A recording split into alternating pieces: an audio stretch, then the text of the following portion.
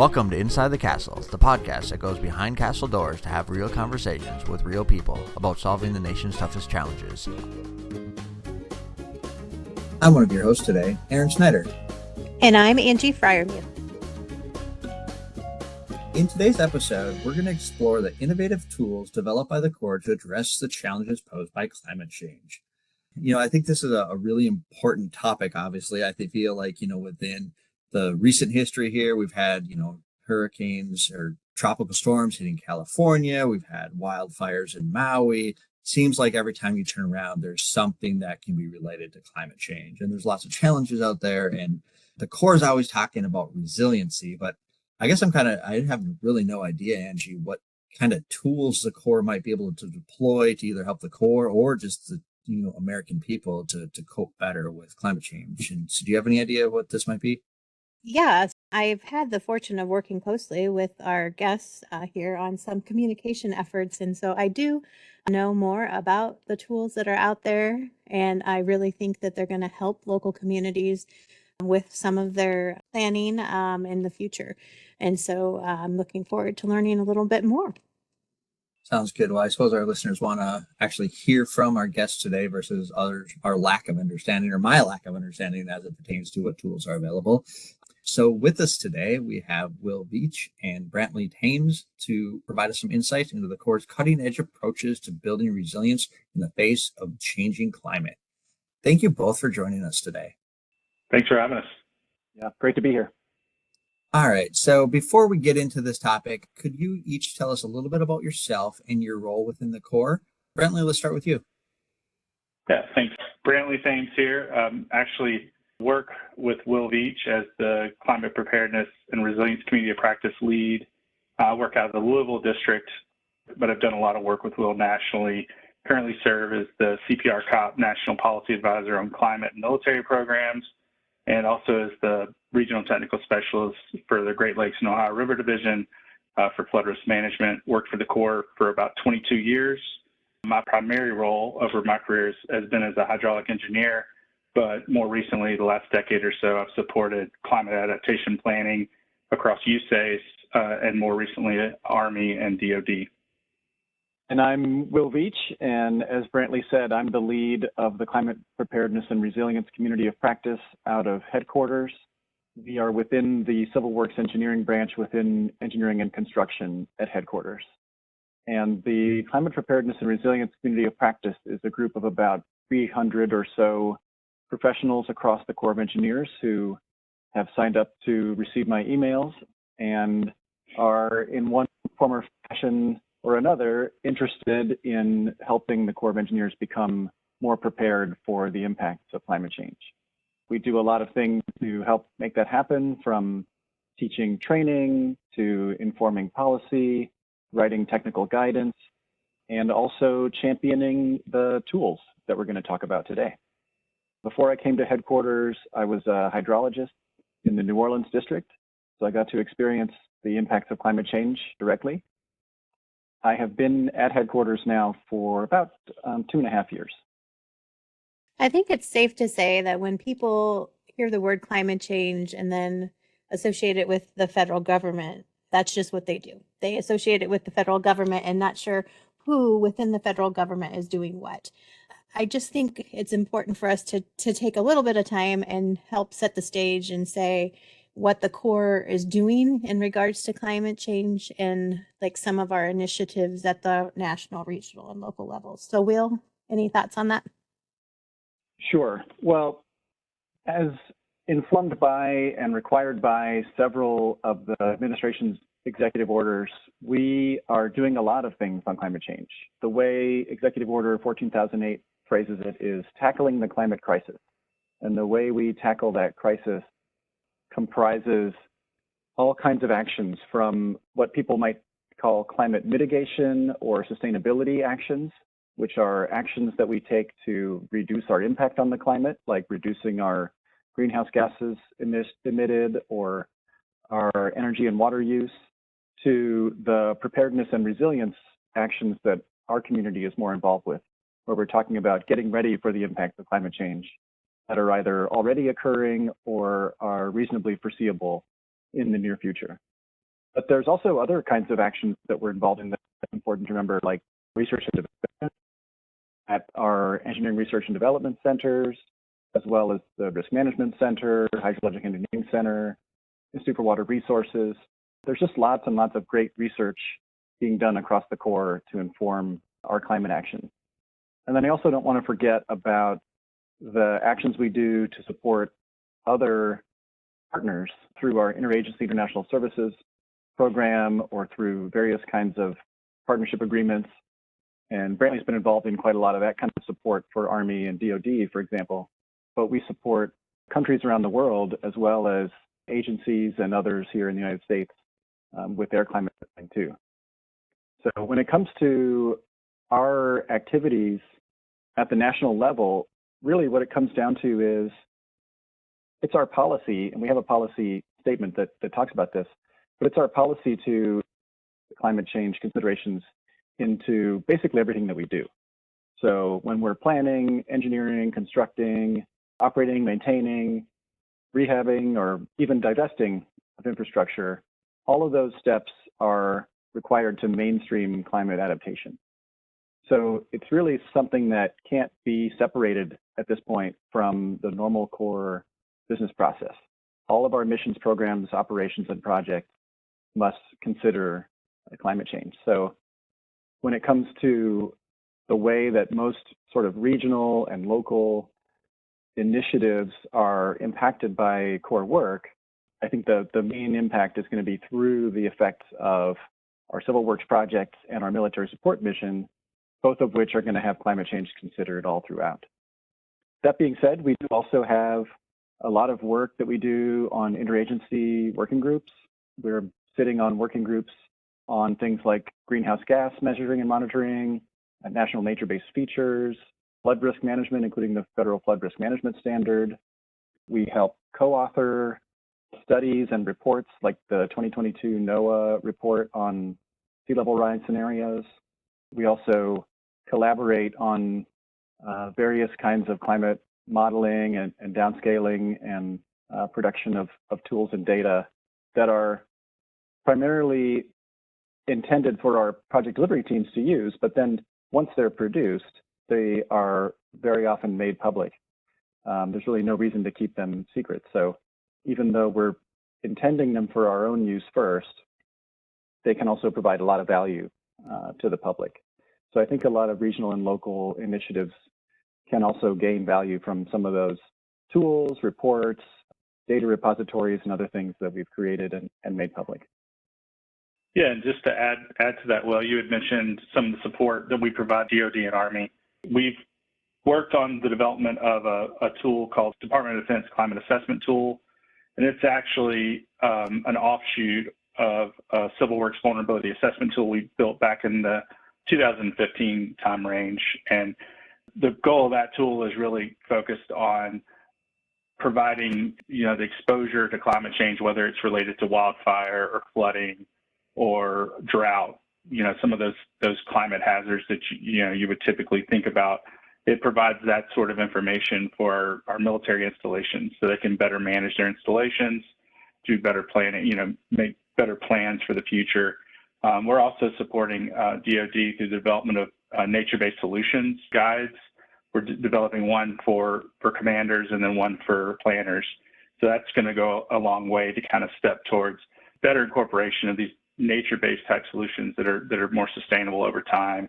And then with Army, we've done a lot of work with their installation climate resilience planning work that they're doing. We helped write and author the Army Climate Resilience Handbook, which explains how to perform those climate assessments at the installation level.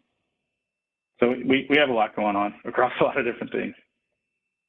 That's really amazing. It sounds like you guys do have an awful lot going on. I was thinking of the list of things, and it's like, it must be hard to keep track of all this. And I'm always so amazed at all the great things that the Corps does that the vast majority of our listeners probably don't have any awareness of. So hopefully this is shedding some light on this. So I think, Brantley, you mentioned some tools, or actually I think Will mentioned that there's some tools out there. And Brantley, you talked a little bit about these tools, but I wanted to see if you could dive in a little bit more and talk some about these tools, and in particular, what do they do? And then are some of these tools available for other local communities to use and leverage? Yeah, sure. Talking about our tools, I think they kind of work across a couple categories. We have our coastal tools, and then we have our inland tools. And so those are kind of two major water resource regimes that we work in as an organization. And there's really one tool that's being used right now that's been developed for the coastal area, although we're working on two new ones coming out that should be out very soon. I'll talk about those. And then the inland tools, there's two tools there, and those are really focused on looking at historical trends in weather, and I say weather, I shouldn't say weather, that's not the right word there, but parameters such as like precipitation, stream flow, things that matter to our planners and our planning teams that are out there, which is, in my opinion, the tools are developed for that use. They're really developed for our teams to be able to develop climate resilient plans, and provide that resilience to the communities that we're supporting. So starting with the coastal tools, the main one we typically use is called the Sea Level Tracker. And it's really a tool that provides our users the ability to visualize our core, or USACE, sea level rise curves. These are projections out through, I think it's 2150. Will might have to help me there. Yep, I hit it right. Okay, good. But it also allows us to make comparisons to other sea level rise curve projections that are out there, either that have been provided by NOAA or other local governments. I think there's one for New York. There's a whole group of these sea level rise projections, and so you can visualize those against each other. The tool also provides the ability to look back and look at observed sea levels that have occurred over the past, 40 to 100 years, depending on the gauge that you're looking at. You can look at these sea level trends and also kind of compare those as they approach these sea level rise projections that we provide to our PDTs. And those projections are really important to make sure that the infrastructure that we design and build today is going to work, over the full life of the project and even beyond. Another really important aspect of this tool is what we call extreme water levels, which is what we expect. They're frequency based. So a lot of our studies are based on the 100 years. A lot of people may have heard of the 1% annual exceedance probability event occurring. The tool also provides those estimations out into the future, those projections as well. And then many times when we're designing something, we care about a certain elevation not being exceeded. So if you're working in a community and you know that when this roadway overtops, you have major damages behind it, you can actually plot those kind of critical thresholds against those curves and have a better understanding of what that impact might be to your community. Following up to that, a tool soon to be released is the Sea Level Analysis tool. We call it the SLAT tool. It does everything that the Sea Level Tracker tool does, but it's been enhanced to have a better user interface, more user-friendly, more intuitive workflow. It's snappier, it's quicker. The framework has just been built to perform a lot better for users. There's all the capabilities that are in the Sea Level Tracker and even more. Another tool that we're working on now that I expect will be out soon is the Gate Operations Analysis tool. We call it the GOAT, as you can imagine, great acronym there. And that tool is really focused on, a lot of these coastal communities are being protected or probably will be protected by some sort of gated structure. And so this tool is there to help us analyze how frequently, how long gates will need to be closed, allows us to optimize design and better understand this compound flooding situation where you have riverine flooding from the headwaters and you have coastal flooding from the ocean. I mean, in general, I think we expect to have more frequent and longer gate closures as we look at how climate will change in the future, how sea level will change in the future, and those coastal storms associated. In terms of inland tools, we have two, like I mentioned. The one that looks back at kind of our historical trends is called the Time Series Toolbox. What's great about this tool is we have preloaded data that's pulling data directly in from the USGS. That's time series data like stream flow, a stage, river stage at a specific gauge, and that sort of thing. But it also allows the user to upload their own data, which I think is a really great thing because USGS may not have data where you need it, and you might have data where you need it. So it gives you that flexibility. But the real goal of that tool is to perform these different kind of statistical analyses. One of those is a non-stationary detection analysis, which allows us to understand in the past what's changed. So that could indicate that a dam was built, or that urbanization caused a change in how much the normal flow is, or how much some sort of stream flow characteristic is. And then when you think about projected climate models, we have our chat tool, or the climate hydrology assessment tool. And this actually is pulling all this really complex data that's been produced through these global climate models, seeing outputs like stream flow, precipitation, temperature. The tool allows us to see those trends, to understand the range of uncertainty across the models. It's not just one projection. There's kind of this range, and then also understand what those projected trends may be, and then we can tie that back to if something like stream flow is important to our design, whether it's ecosystem restoration or flood risk management. It allows us to tie that back and understand how that might impact the viability of a measure that we're investigating. And the last thing I want to talk about that kind of gets left out a lot are some of these other resources. Sometimes a tool isn't just a tool. Sometimes a report is a tool. For our community, we've developed these regional literature syntheses that pull all the complex journal articles, things that no one has time to read, and puts them into one document for each region, and really provides that kind of real depth and breadth of knowledge to help support our teams as they go through their process of developing a climate assessment. We have some other stuff as well. We have a lot going on in the tools and resources department for sure. Well, Brantley, you did a great job covering all the tools. I don't think there's anything else that I can add to add any more detail to what you did to explain all the tools. I think just in terms of giving a little context for why we have the tools, the history lesson here is that going back to when we created our first sea level guidance in its current form in 2009, we told the field to use these three scenarios of future sea level. And what they did was everybody created their own spreadsheet, and it was all different spreadsheets all across the Corps of Engineers. First web-based tool we created was the sea level calculator, which has now evolved into the sea level tracker and soon to be into the sea level analysis tool that you mentioned. But the whole goal of these tools is to make climate analysis easier and cheaper, faster, more repeatable, more consistent, easier on the engineer or designer in the field, and also easier on the quality control reviewer, technical reviewer who is trying to check their work. So the tools that you mentioned are the ones that are publicly available. We do have more tools than that we don't need to get into on this podcast because they're only accessible within the Corps of Engineers. But we do have quite a suite of tools. And one of our goals is to try to consolidate that group down so it's not quite so many. So the three tools you mentioned, I'll just point out, are the children of maybe 5 tools. So as we go forward, we try to make these easier to use, more intuitive, and streamline it down into fewer tools so it's easier on everybody.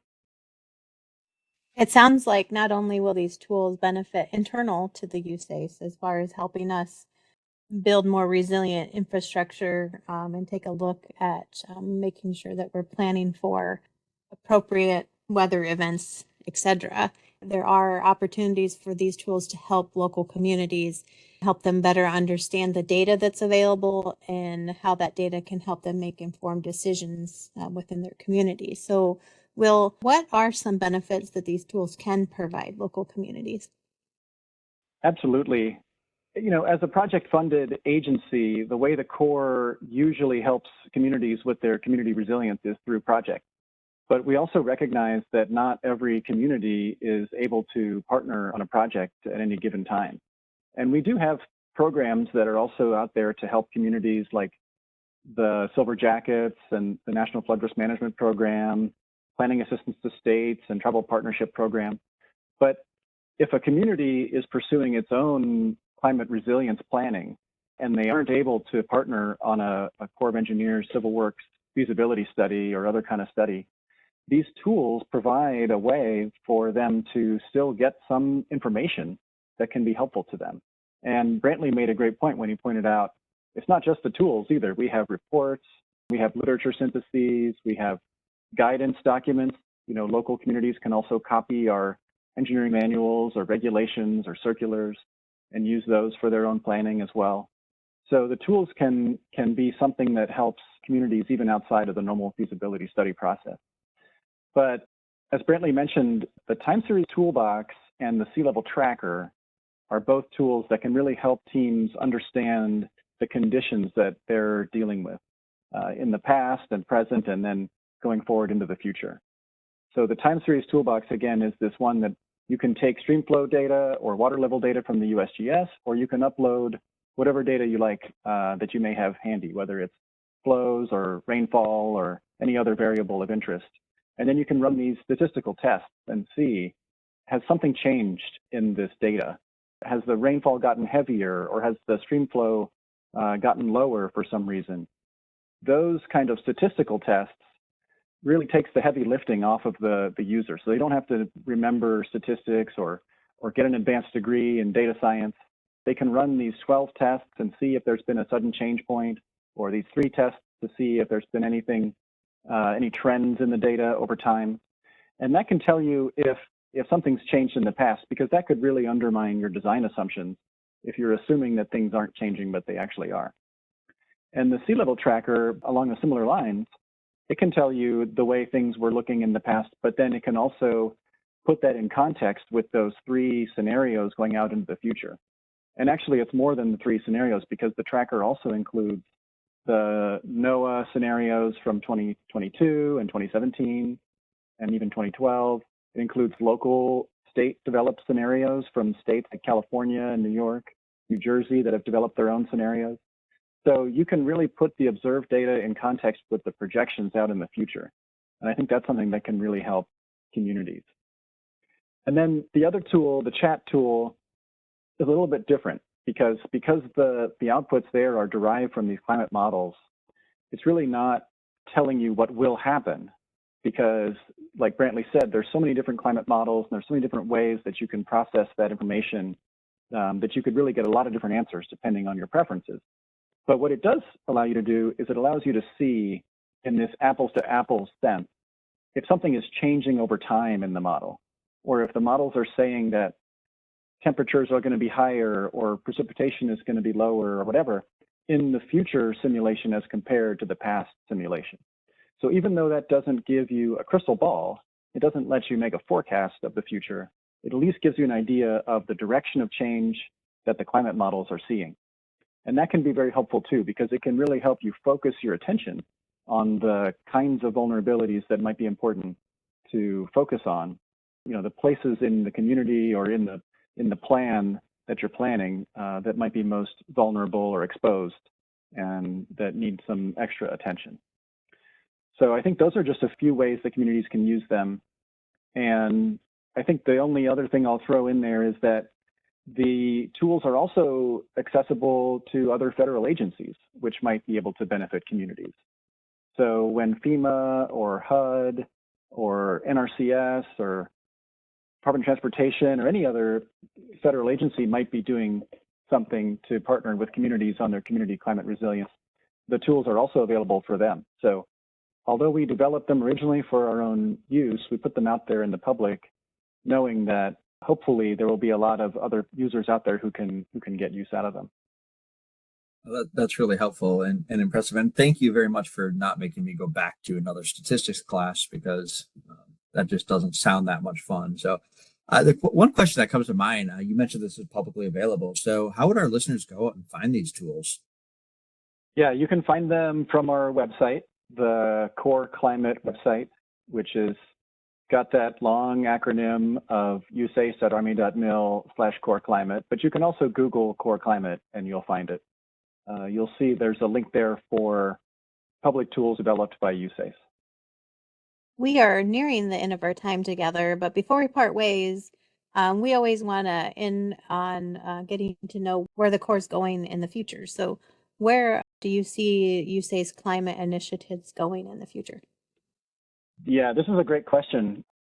Even though we have talked a lot about all the things we've already done, we have even more ideas for big things that are still yet to come. So I could probably spend a whole podcast just on this question, but I think I'll just mention a few things. One is working steadily in the direction of trying to use the outputs of climate model projections more directly.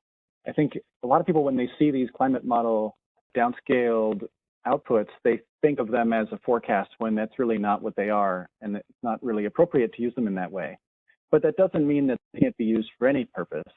So we're really working hard to try to come up with ways for our teams to make decisions informed by those model projections, even if they're not going to tell you exactly what the flow is going to be in some future year.